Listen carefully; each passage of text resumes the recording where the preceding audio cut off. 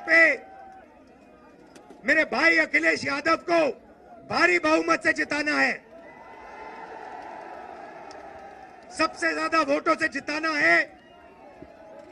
India गठबंधन के सारे कार्यकर्ताओं मिलकर एक हो जाओ। कांग्रेस पार्टी के कार्यकर्ता, समाजवादी के बाकोई, देखो इतना जोश है, आपने छत को भी रोक दिया।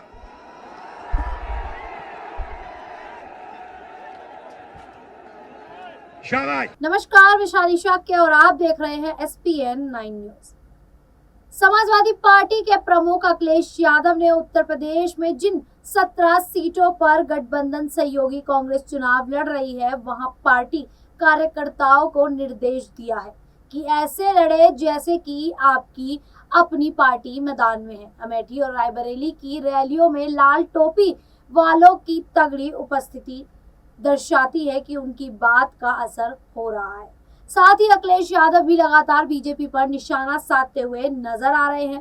क्या कुछ कह रहे हैं, देखिए इस रिपोर्ट में। गिरती हुई पार्टी, जो जिनका ग्राफ गिरते हुए चला जा रहा है, गर्त में गिरेगा जाके, अब नीचे जा रही है। कितनी नीचे पहुंचेगी इसका कोई हिसाब किताब नहीं है। और जैसे क्षण आगे बढ़ रहे हैं, जनता का गुस्सा भी इनके खिलाफ बढ़ता चला जा रहा है। और ये देख लेना आप, जब 7वें चरण में चुनाव आएगा, जनता का गुस्सा इनके खिलाफ 7वें आसमान पर होगा।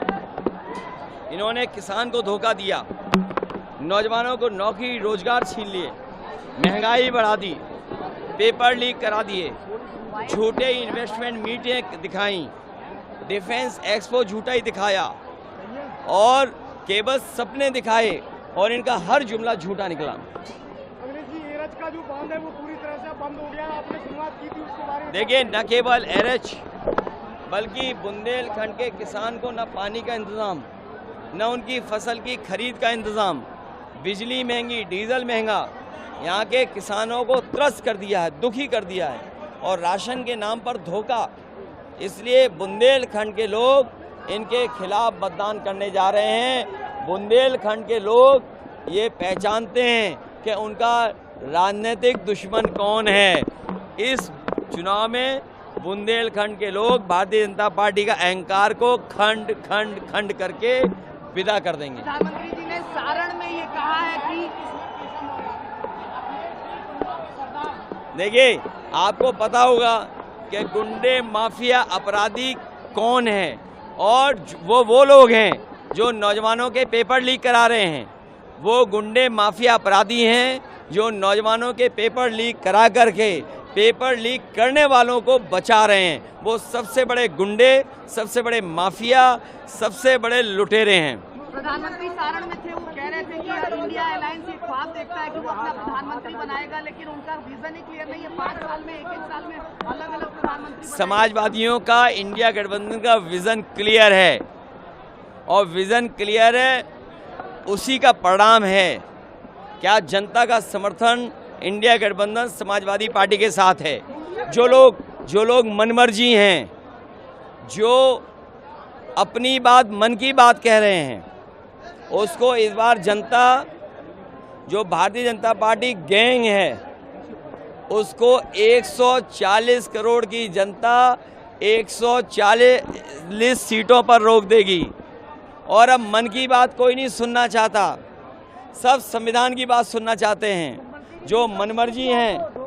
तो आपने देखा कि किस प्रकार अखिलेश यादव जी तोड़ मेहनत करते नजर आ रहे हैं और राहुल गांधी के लिए चुनाव प्रचार कर रहे हैं। बता दें, 2017 के विधानसभा चुनाव में सपा कांग्रेस गठबंधन भले ही परवान चढ़ने में नाकाम रहा हो, लेकिन अमेठी और रायबरेली की हाई प्रोफाइल सीटों पर दोनों दलों के कार्यकर्ता जीत सुनिश्चित करने के लिए जमीन पर एक टीम के रूप में काम कर रहे हैं। आपको बता दें कि अमेठी से कांग्रेस के KL शर्मा मैदान में है, तो रायबरेली में राहुल गांधी।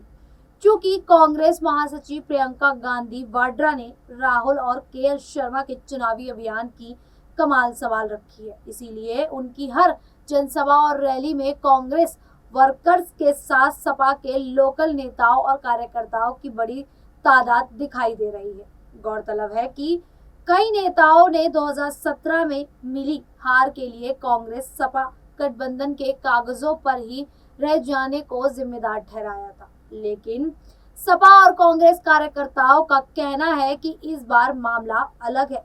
सपा के रायबरेली जिला प्रमुख वीरेंद्र यादव ने कहा कि 2017 में गठबंधन अंतिम समय में हुआ था, लेकिन हम लोग तैयारी नहीं कर पाए थे, मगर इस बार इंडिया ब्लॉक लगातार बैठकें कर रहा है, जिससे दोनों दलों के कार्यकर्ताओं और नेताओं के बीच समन्वय बढ़ा है।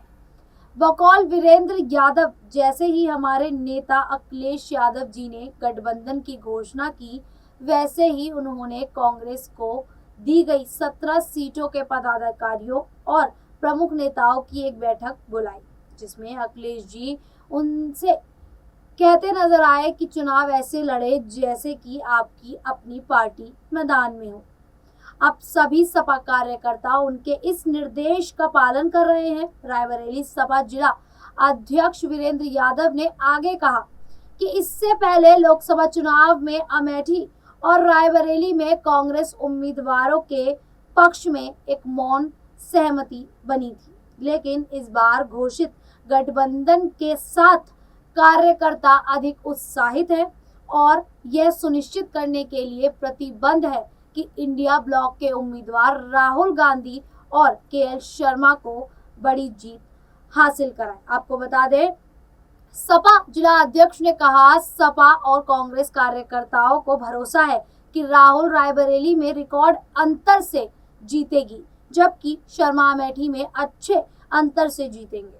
उन्होंने ये भी कहा कि यहाँ सपा कार्यकर्ता कांग्रेस के गारंटी कार्ड भी बांट रहे हैं, जिसमें लोगों से पार्टी के वादे हैं। अमेठी और रायबरेली में मीडिया प्रचार में शामिल कांग्रेस नेता आशु अवस्थी ने कहा कि दोनों सीटों पर सपा कार्यकर्ताओं के उत्साहपूर्ण समर्थन के पीछे का कारण स्पष्ट है, क्योंकि उनको गांधी परिवार के साथ घनिष्ठ पारिवारिक और बहुत भावनात्मक लगाव रहा है।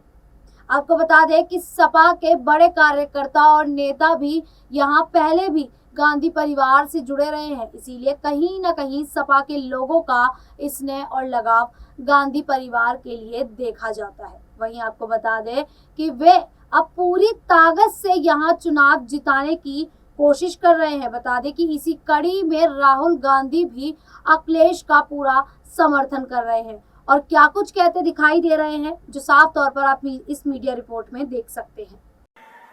भाई और बहनों, ये लड़ाई जो है, इलेक्शन जो है, पहली बार ये इस संविधान को बचाने का इलेक्शन है।